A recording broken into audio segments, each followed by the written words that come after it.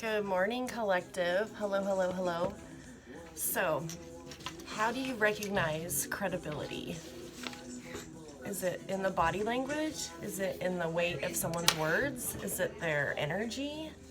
Spirit wanted me to examine how I determine credibility, because that helps me with my discernment.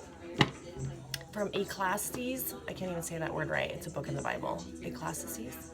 5:18, God enjoys, and it's meant to have joy that you eat and drink, but your portion, and that was the key from 5:18 Ecclesiastes.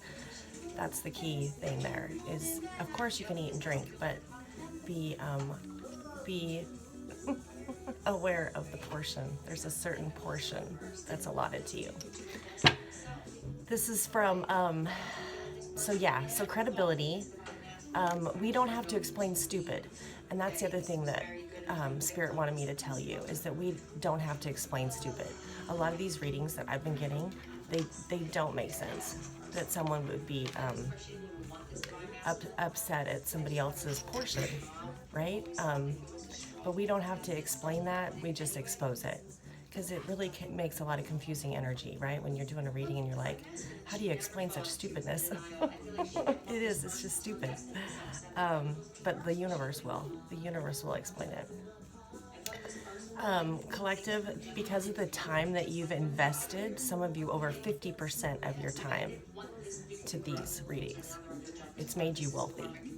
And it's because you gave all of your heart to these readings. So I just wanted to give that shout out to all of you and these readings, because I know they do take time to prepare, and they do take time to alchemize this horrible energy sometimes. Some of it's really good and loving and you're excited to do the reading, but a lot of it is just really heavy. It's heavy for your spirit. You have to clean your space. You have to recover from it afterwards, because it's traumatizing to your soul. And Spirit's just let me know that because you've invested so much of your time from giving it all of your heart and all of your might, that's being rewarded. I did have one image. It was someone picking up a bird's tail, and at first I thought it was like a duck, but it's just picking a bird up by the tail. And then Spirit whispered dove, so this is dovetail. So I looked up the definition of dovetail, and it kind of just the symbolism and the way things are connecting recently around the energy.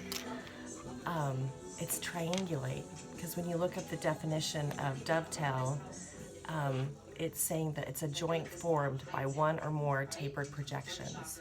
So it's a joint that's formed by the enemy to basically destroy purity. So it's a triangulate method to dovetail someone. I feel like we respect, I feel like all of the collective respects that if you see something that's in its pure form, you would never inject a dovetail or triangulate that situation, because it's a holy union, right? You would never, but that's how the enemy has ate away at a lot of these holy unions, is through the third voice. The third voice. What's a third voice going to do? It's going to make you question, right? Like, oh, maybe this person isn't who I thought they were, right? It's going to make you like rethink. Why the hell are you listening to a third voice anyway? Like if you like that person and you're happy in that situation, why would you let anyone's outside voice? It's because the wolves want to be in a pack, see? They want everyone to agree with what they're doing. And when collective's not like that. Like, yo, this is what I have, this is what I'm happy with. I have my portion, I'm good, right? We're solid. So my inspirative story is really close to my heart today. Oh, and then from Metallica, Nothing Else Matters. In that song they say, never cared for what they do, never cared for what they know, but I know. And so that's for somebody out there, if that likes Metallica. Alexa, play Nothing Else Matters. Nothing else matters. Have you ever been to a Metallica concert? A couple of my friends went. I never got to go. I got to go to like a Slaughter concert, remember? Flight of the Angels. I went to Bon Jovi. I went to U2. God, those were kick-ass concerts, but we had to drive clear to Eugene, which is good. That'll be connecting to my story I'm going to tell you about. So there was this runner from Coos Bay. His name was Prefontaine. There's a couple movies out there, and if you have time to watch them, please do. Without Limits is one of them. One's called Prefontaine. but he was this runner, and he was from Coos Bay, and he's really famous in these parts because he's just a legend. He went to the 1972 Olympics in Munich, Germany, to represent the United States. He had set like records from the 2,000 meter to the 10,000 meter. But this kid, and this is the point of this story, this is why I'm telling you this, God took his shame and made it his acclaim. Because when he was a little kid, he grew up in the woods around Coos Bay, there were these other pack of kids that would chase him, either to or from school. He was just trying to get to school, right? Well, these other little kids would gang up on him, and because he was small, he was just a small guy, they would just terrorize him through the woods to catch him and beat him up, throw rocks at him, whatever you want to do. His whole, like, growing up, that's what would happen. And he learned, because it was his home turf, those woods, really, really well. But number two, he learned to run because of that experience. And he was so, and Spirit just whispered, because I channel people that have passed away. This guy passed away in a car wreck at like 24. He was just taken way too early from the universe. But his spirit was so amazing, and the story that of what he accomplished here and what God did through him is just a beautiful story. He was embarrassed by this. Like, why can't I get to where I'm going without these people constantly ganging up on me? Like, all he's trying to do is go to school, right? Or go home. And he had to learn. And God took that and made him, like, get to the Olympics. Do you see what I'm saying? So whatever you're ashamed about, like, maybe they said you weren't a good mother, or you weren't a good person, period. God's going to take all that shame and make it your platform, because no one can take that from you. He had years of that, trying to get to school and having these people beat the shit out of him. and no one to help him. But his own skill, what was inside of him to survive. So, anyway, I better pay attention to the reading, huh? But yeah, there's better energy today. Yesterday was kind of a weird energy. I just felt like things were shifting a little bit. But we're definitely in Gemini season, where things are going to pick up and go a lot faster. And even if Mercury's still retrograde, I think it still might be, I feel like the Gemini sun will kind of kick that little retrograde ass a little bit, because Gemini sun is also a sign for communication. So even though it's from the past, retrograde means past, it's going to be picking up here for you, because I feel some of you are still waiting. Maybe this reading will talk about that. Yeah, nothing else matters, right? Nothing else matters but you and your gift and your I am and all that shame. God's going to make it your acclaim. Reclamation, right? Bureau of Reclamation. Does anyone work for BLM? Okay, so, oh wait, I got to get the outcome. I got one more, sorry, got one more. I always do the Celtic cross. I like how other people do their, I haven't picked up the book to do other spreads. I just always did the Celtic. Okay, so, yo, what did I say? Waiting. A lot of you are still waiting. You're waiting well, you're waiting beautiful. And I don't care if you're hanging your head, because you're going to be picking it up real soon, okay? And there's a death to that waiting. You're like, yes. Because you don't want to wait anymore. There's a death to that. You know, I feel like you're the lady or the man in waiting. There's no more waiting, okay? It's here. You've proven yourself. You're a good person. There should have been no shame on your name collected. Should have been none of it to begin with. And it was going on for a very, very, very long time. So this person's basically a statue at this point. A statue. Do you see me? Like, there should be a fountain of water coming out of him with fish down below.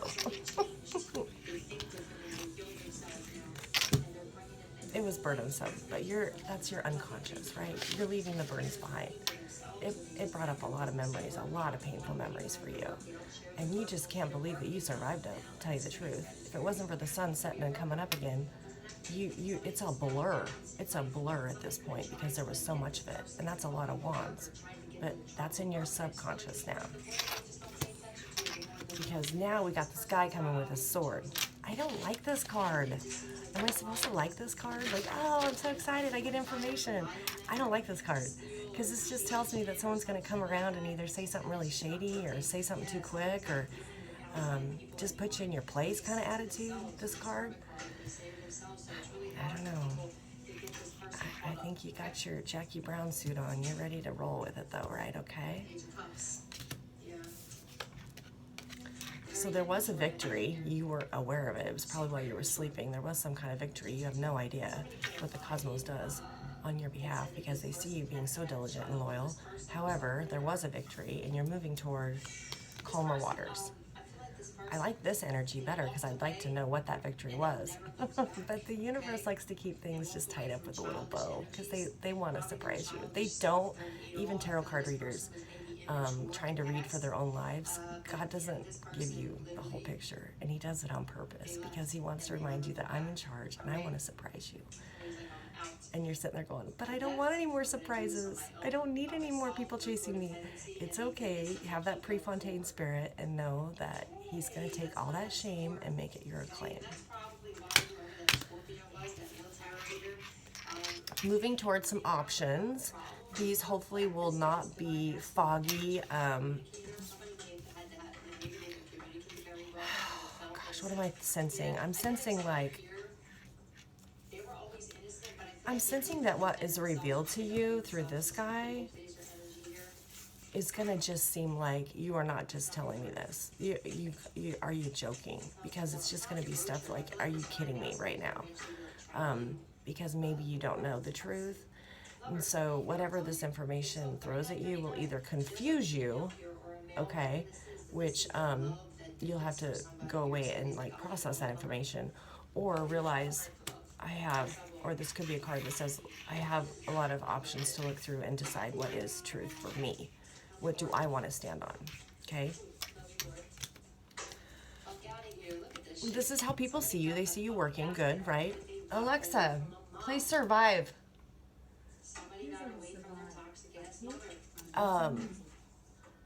So yeah, you're working hard. And you've got 8 Pentacles, which means you're pretty dedicated at this point. You know, you've put some effort into it. It's not like you're just half-assing it. I mean, this is something you take pretty serious. And your soul's connected to it, and that's what's important. Your heart is too. So it will be successful. Whether you intended it to be something huge and great, that wasn't really your intention. But guess what?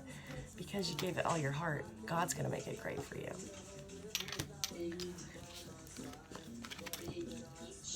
Wishes and hopes, a legacy. I get more of a sense from this card, family, because regardless of the coins, this is about the foundation of heritage. And you've already known that your ancestors have had your back this whole time. Your ancestors have looked down at the situation and said to themselves, how in the hell is this poison and all this shit going on still? They're cleaning up the streets for you. So I feel like your hopes and wishes at this point are just to still have that ancestral loyalty, which they've beyond proven themselves. They've beyond, just through your protection alone, you know that your ancestors have your back. So this is a card about family and about heritage. So that's in your hopes and wishes position. And then again, we got this little guy with the fish in the cup. So we have something coming towards you. And it's just gonna be small. It's not a big deal. But again, you're gonna have to cut through the bullshit, okay? I love water. I love someone coming from their heart toward me. But I got too many swords in my back, right, at this point, collective, to be taking bullshit. So, discernment, right? How do you recognize credibility? First thing I said, how do you recognize credibility? Is it body language? Is it the weight of their words? It might just be looking at this person and be like, yo, I'm done. That's up to you. But you got the gift, and you're going to have a kick-ass day, and nothing else matters. I love you, I love you, I love you.